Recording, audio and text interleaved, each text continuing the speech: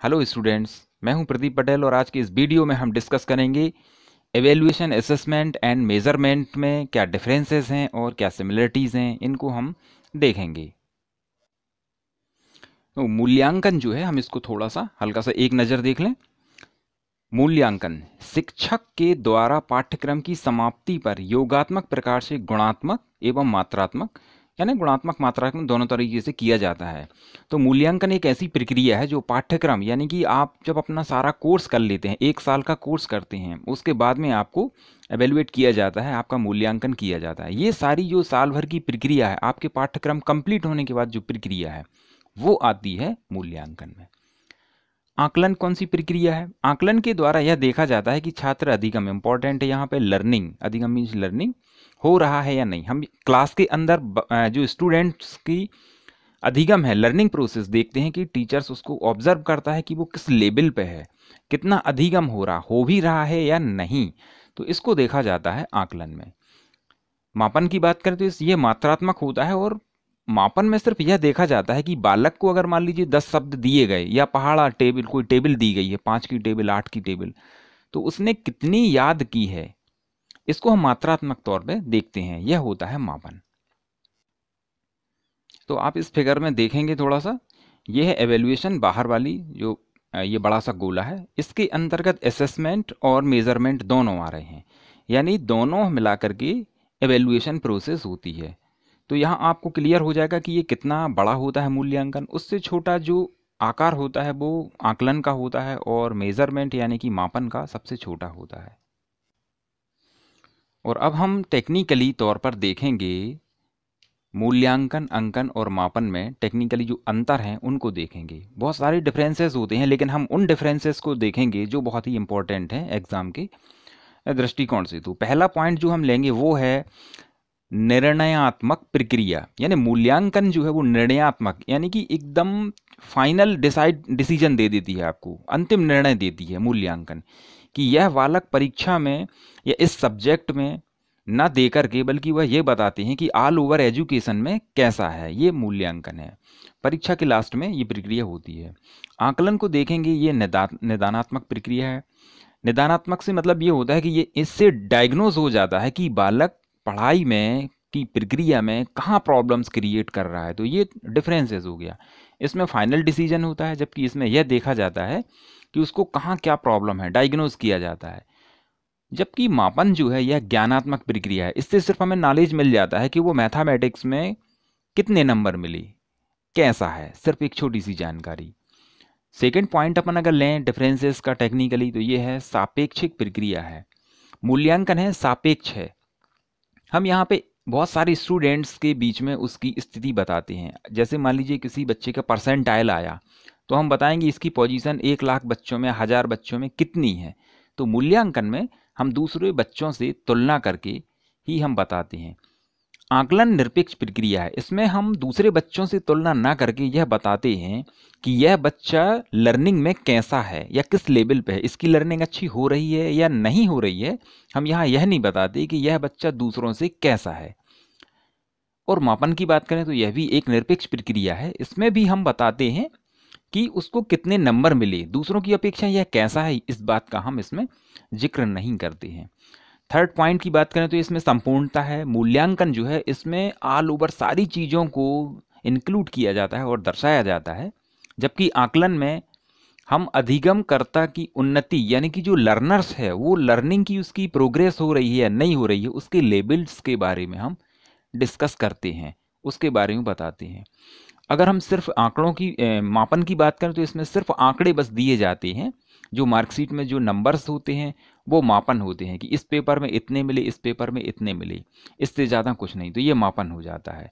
Fourth point पे अपन लें अगर टेक्निकली, तो ये देखेंगे कि मूल्यांकन जो करता है वो एक्टिव होता है इसमें बहुत ज़्यादा एजुकेशन प्रोसेस में, जबकि हम आकलन में देखेंगे कि इसमें अधिगम करता यानी लर्नर और आकलन करने वाला दोनों ही एक्टिव होते हैं, दोनों ही महत्वपूर्ण होते हैं। ठीक ऐसा ही है मापन कर्ता, जो मापन कर रहा है वो, और लर्नर, ये दोनों ही एक्टिव होते हैं। जबकि मूल्यांकन कर्ता में जो टीचर्स होता है वो घर में बैठकर आपकी कॉपियाँ चेक करता है, मार्कशीट बताता है, या कोई कमेटी किसी चीज़ के बारे में डिसीजंस लेती है। तो ये मूल्यांकन। हम अगर फिफ्थ पॉइंट की बात करें तो इसमें देखेंगे आप कि मूल्यांकन में गुणात्मक और मात्रात्मक दोनों ही तरीके के हम अंकन या मापन का प्रयोग करते हैं मूल्यांकन में। मूल्यांकन में यहाँ पे हम यह बताते हैं, मान लीजिए जैसे एक बालक है, उसने जो फल खाए हैं तो कितने फल खाए, आधे एक फल खाया, 4 फल खाए, या आधा किलो खाए, या 1 पाव खाए, तो हम मात्रा भी बताते हैं उसमें न्यूमेरिकली। साथ में यह भी बताते हैं कि उसने कड़वे फल खाए, मीठे, खट्टे या साधारण बेस्वाद फल। तो ये गुणात्मक और मात्रात्मक दोनों ही मूल्यांकन की प्रक्रिया में इंक्लूड होते हैं, जबकि आकलन की प्रक्रिया में सिर्फ गुणात्मक प्रयोग किया जाएगा या मात्रात्मक, दो में से एक ही चीज को प्रयोग किया जाएगा। या तो हम यह बताएंगे कि बालक ने कितने फल खाए, 4, 6, 8, या फिर यह बताएंगे कि अच्छे फल खाए या फिर कड़वे फल खाए। मापन की बात करें तो इसमें सिर्फ हम गिनती न्यूमेरिकली बताएंगे कि उसने कुल कितने फल खाए। तो ये डिफरेंसेस है। 7 पॉइंट पे अगर हम देखेंगे, यह बहुत ज़्यादा जो मूल्यांकन है, एवेल्यूशन, ये बहुत ही व्यापक है, ब्रॉड है, काफ़ी इसमें चीज़ों को इंक्लूड किया गया होता है। जबकि मापन जो है वो बहुत संकीर्ण है, और दोनों के बीच में, यानी कि मूल्यांकन और मापन के बीच की प्रक्रिया जो है इससे थोड़ा सा बड़ा है और इससे थोड़ा सा छोटा है आकलन। तो इस तरीके से तीनों में ये डिफरेंस हो गया आपका। एक और पॉइंट है भविष्यवाणी से रिलेटेड। मूल्यांकन जो है इसमें हम स्टूडेंट्स की जो है हम बारे में प्रोडक्शन कर सकते हैं, उसकी भविष्यवाणी कर सकते हैं कि यह बालक आगे एजुकेशन में कैसा रहेगा, इसको फिजिक्स लेना चाहिए, मैथ्स लेना चाहिए, स्पोर्ट लाइन में जाना चाहिए, या फिर हिस्ट्री या फिर लॉ में। तो इन चीज़ों की मूल्यांकन के आधार पर हम भविष्यवाणी प्रोडक्शन कर सकते हैं, जबकि आकलन में और मापन में ऐसा नहीं कर सकते। लास्ट पॉइंट है, यानी है बहुत सारे पॉइंट पर मैंने जो दिया उसमें लास्ट है, उद्देश्य महत्वपूर्ण होता है मूल्यांकन में। मूल्यांकन में जो है ये उद्देश्य को हम बहुत ही टॉप रखते हैं, क्योंकि मूल्यांकन जो है पाठ्यक्रम पर आधारित होता है। पाठ्यक्रम को फॉलो करके उद्देश्यों तक पहुंचना ही शिक्षा है एक्चुअली में। तो बताएं, मूल्यांकन के द्वारा वो उद्देश्यों को महत्वपूर्ण स्थान है मूल्यांकन में, जबकि आकलन में प्रक्रिया को बहुत ज़्यादा इंपॉर्टेंस दी गई है, क्योंकि इसका संबंध जो है वो कैसा डायग्नोस प्रक्रिया से है। यानी कि एजुकेशन में बालक की प्रोसेस कैसी चल रही है, वो प्रक्रिया कैसी चल रही है, इसको इंपॉर्टेंस दिया जाता है, और इसका जो है आकलन के द्वारा ही पता चलता है। मापन में देखें तो पाठ्यवस्तु मीन्स उसके जो कंटेंट है, 10th क्लास में मैंने कौन से कंटेंट रखे हैं, उसको वो गेन कर रहा है या नहीं, मैथमेटिक्स में कौन से चैप्टर्स हैं, साइंस में कौन से टॉपिक्स रखे गए हैं, वो कितने महत्वपूर्ण हैं, उसको इंक्लूड किया जाता है मापन में। और अब हम लास्ट में डिस्कस करेंगे सिमिलरिटीज़ पर। तो हम सिमिलरिटीज़ में सबसे पहले देखेंगे कि जो मूल्यांकन है, आकलन है या अंकन है और मापन, इन तीनों में क्या सिमिलरिटीज़ हैं। तो इसकी सिमिलरिटीज़ होती है कि जो अधिगम की जो उद्देश्य हैं, जो लर्निंग के जो उद्देश्य हैं, उनसे तीनों चीज़ें ही जुड़ी हुई हैं। तो समानता ये है कि ये तीनों ही चीज़ें एक ही चीज़ पर फोकस करती हैं, उद्देश्य पर, क्षमता पर और दक्षता पर। इन तीनों चीज़ों से इनका संबंध है। तो तीनों चीज़ें एक ही चीज़ को मापन कर रही हैं। समझ लीजिए, अगर ये एक बड़ी सी जाने के लिए फ्लाइट है, 4 व्हीलर है समझ लीजिए, तो आकलन 3 व्हीलर है और मापन जो है वो 2 व्हीलर है। पर तीनों का उद्देश्य क्या है, बालक को वहाँ तक पहुँचाना, उसके लक्ष्य तक पहुँचाना। तो ये एक ही मार्ग को जा रहे हैं, एक ही मार्ग से जा रहे हैं। फिर दूसरी समानता यह है कि मूल्यांकन, अंकन और मापन शिक्षण प्रक्रिया की सहायक प्रक्रियाएं हैं।